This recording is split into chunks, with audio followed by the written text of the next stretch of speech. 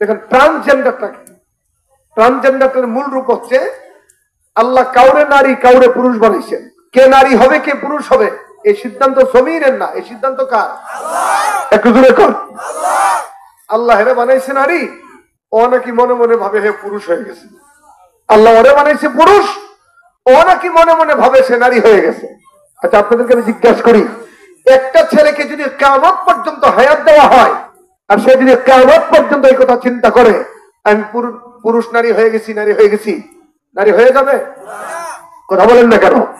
হ্যাঁ, নারীত্বের রূপ ধারণ করে নারীদের মধ্যে প্রবেশ করে জিনাকে উন্মুক্ত করা যাবে। কথা বলেন ঠিক কিনা?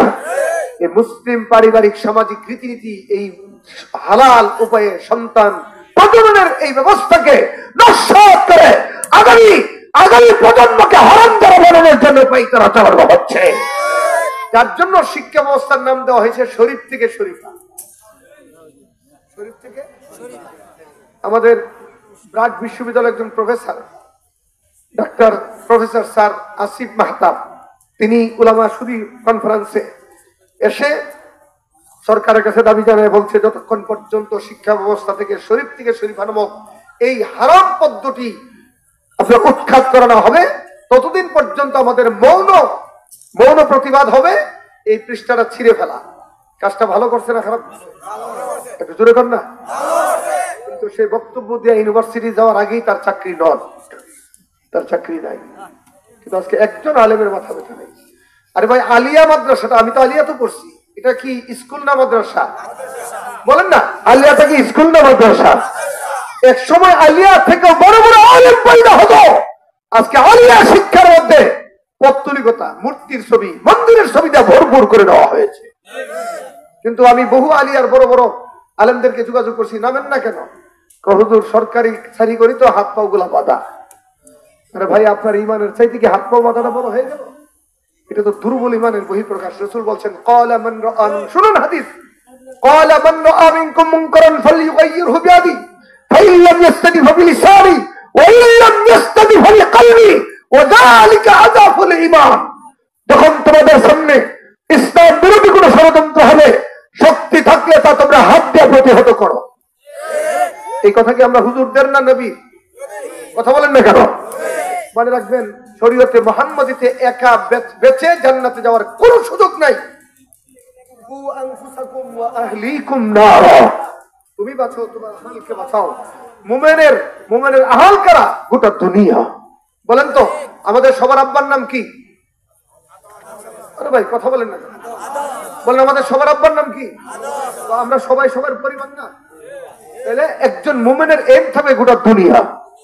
বলেন একজন মুমিনের এম, বলেন না একজন মুমিনের এম। শুনেন, বলে যাই, ভালো করে শুনেন। আপনি তাহাজ্জুদ পড়েন, জিকির করেন, আপনার মেয়েটা বেপরদা স্কুলে যায়, বেপরদা কলেজে যায়, আল্লাহর আদালতে এর জবাব দিয়ে আপনাকে সামনে বাঁধতে হবে। আরে ভাই কথা বলেন না কেন? আল্লাহর আদালতে তার জবাব আপনাকে দিতে হবে। কেন? আপনার অধীনস্থ মেয়ের অভিভাবক আপনি। কেন আপনার মেয়ে দিন শিখলো না? কেন কুরআন আপনার সন্তানকে শিখালেন না? আল্লাহর আদালতে তার জবাব দিতে হবে। আল্লাহর আদালতে তার জবাব দিতে হবে। আজ থেকে 20 বছর পূর্বে, বাংলাদেশে এত শিক্ষার উচ্চ হার ছিল না।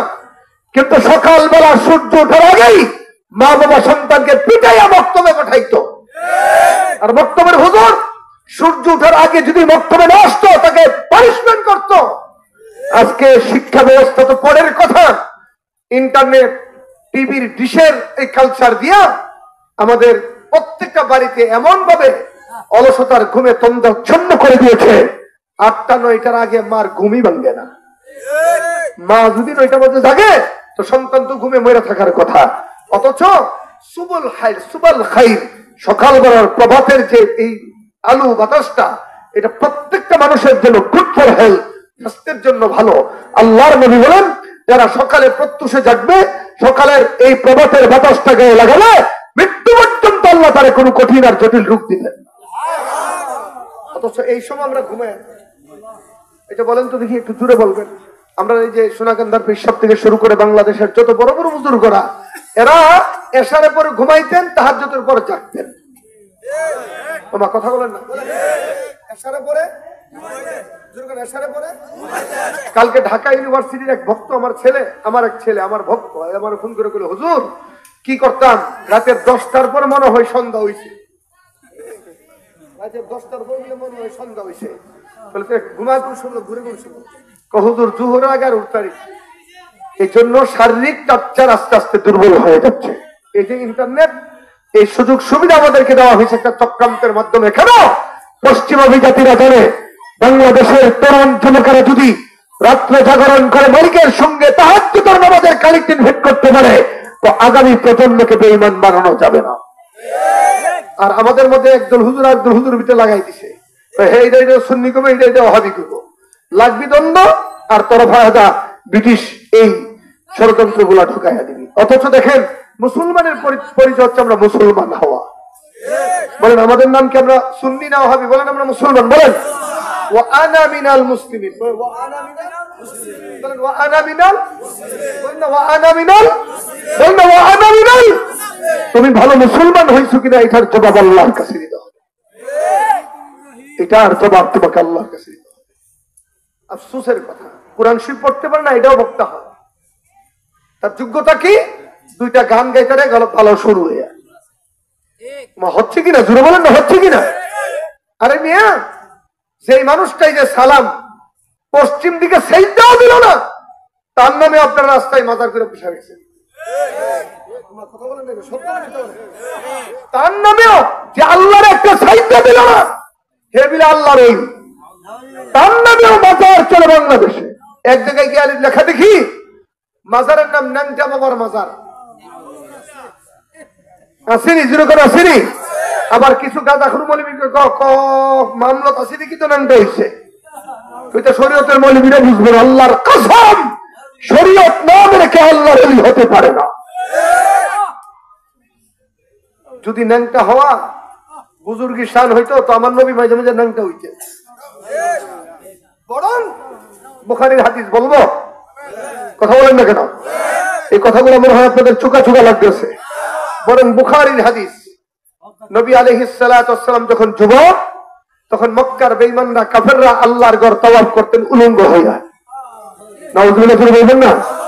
তাদের যুক্তি হইল কাপড় দিয়া পাপ করিয়ে, পাপ মাখা কাপড় নিয়ে কেমনে আল্লাহর সামনে যাই? আচ্ছা, পাপে কি কাপড়ে করে না শরীরে করে? তো তুই শরীরে না রেখে দিবি। একদিন রাসূল সাল্লাল্লাহু আলাইহি ওয়াসাল্লামের দুষ্টরা বলছে, কুম ইয়া মুহাম্মদ তালহানা, মুহাম্মদ আসো আমাদের সাথে, উঠো আমাদের সাথে আসো। একটা বাউন্ডারি ছিল, একটা নির্দিষ্ট জায়গা ছিল, ওখানে গিয়ে কাপড়গুলা খুলতেন। সহিহ বুখারী শরীফের হাদিস, ইমাম বুখারী রাহমাতুল্লাহ আলাইহি বর্ণনা করেন, যখন যেই জায়গায় বন্ধুরা কাপড় খুলবেন, ওই জায়গায় যখন আমাদের নবী যান, বয়স মাত্র 14 কি 15, সমস্ত দুষ্টরা কাপড় খুলে উলঙ্গ হয়ে গেলেন। এবার আমার নবীর শরীর থেকে কাপড় খোলার পালা। যেই মাত্র আপনার আমার নবীর শরীর থেকে কাপড় খুলবেন, আল্লাহ তাআলা কুদরতি ভাবে আমাদের নবীর চোখে ঘুম পাড়ায়া দিলেন। আচমকা আমার নবী ঘুমায়া তিনি জমিনের মধ্যে বেহুশের মতো পড়ে যান। বন্ধুরা ডাকে, কুমিয়া মুহাম্মদ, সূরা সূরা কুমিয়া মুহাম্মদ, ও মুহাম্মদ তাড়াতাড়ি ওঠো, মুহাম্মদ তাড়াতাড়ি ওঠো, মুহাম্মদ তাড়াতাড়ি ওঠো, মুহাম্মদ তাড়াতাড়ি ওঠো। কিন্তু যত ডাকে মুহাম্মাদুর রাসূলুল্লাহর ঘুম তত বেশি চাপে। অনেকক্ষণ ডাকাডাকির পরে নবী যখন ঘুম থেকে উঠেন না, বন্ধুরা নিজেরাই উলঙ্গ অবস্থায় তাওয়াফ করে। যেই মাত্র নবীর সামনে আসলেন, সঙ্গে সঙ্গে আল্লাহ তাআলা আমার নবীর ঘুম ভেঙে নবীকে জাগ্রত করে দিলেন। যখন নাকি আল্লাহ তাআলা ওহী নাযিল করলেন, ওহীর মাধ্যমে আল্লাহ তাআলা আমাদের নবীকে জানিয়ে দিয়েছেন, ও হাবিবি কিবরিয়া, সেদিনের কথা স্মরণ করেন যেদিন আপনার দোস্তরা আপনাকে উলঙ্গ করে বাইতুল্লাহ তাওয়াফ করার জন্য নিয়ে যাচ্ছিলেন। আপনি উলঙ্গ হওয়ার সময় আপনি হঠাৎ করে ঘুমিয়ে যান। আপনি ঘুমান নাই, বরং আমি আল্লাহ তাআলা কুদরতি ভাবে আপনার চোখে ঘুম পাড়াইয়া দিয়েছি। আপনি ঘুমান নাই, আমি আল্লাহ ঘুমাইয়া দিয়েছি। কেন? আপনি আজকে আপনার বন্ধুদেরকে নিয়ে উলঙ্গ অবস্থায় তাওয়াফ করবেন, নবুয়ত আসার পরে উলঙ্গপনা বেহায়াপনার বিরুদ্ধে কথা বলবেন, যেন মক্কার কোন বেঈমানের কথা বলতে না পারে। মোহাম্মদ, কদিন আগে না তুমিও ন্যাংটা হইছো, আজকে ন্যাংটার বিরুদ্ধে ফতোয়া দরকার। আপনার শরীরে যেন আপনার মাসুমিয়ত, আপনার পবিত্র আত্মার মধ্যে যেন কোনো কালিমা লাগাতে না পারে, এজন্য আমি আল্লাহ আপনাকে ঘুম পাড়াইয়া ন্যাংটা হওয়া থেকে হেফাজত করেছি। কোন নবী ন্যাংটা হইল না, আর বাদাইমার করে বাদাইমার ন্যাংটা হয়ে বলে উনি কিছু পীর না শয়তান? যেরকম এটা আওয়াজ করে বলেন, পীর না শয়তান? আফসোসের কথা, আফসোসের কথা, এমন এক হুজুগে বাংলাদেশে আসি যে মতাদর্শ কায়েম করে এর পেছনে আবার লোক পাওয়া যায়। নাইলে হিরো আলমও কেমনে নাই হকন না, এটার গলা আছে না, তলা আছে না, সুরুত আছে।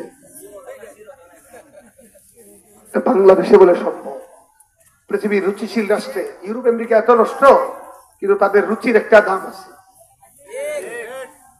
মমতাজের ভাইটা দাও অশ্লীল গানও বাংলাদেশে বাম্পার হিরো, অথচ প্রত্যেকটা কথা হলো অশ্লীল বেহায়াপনা।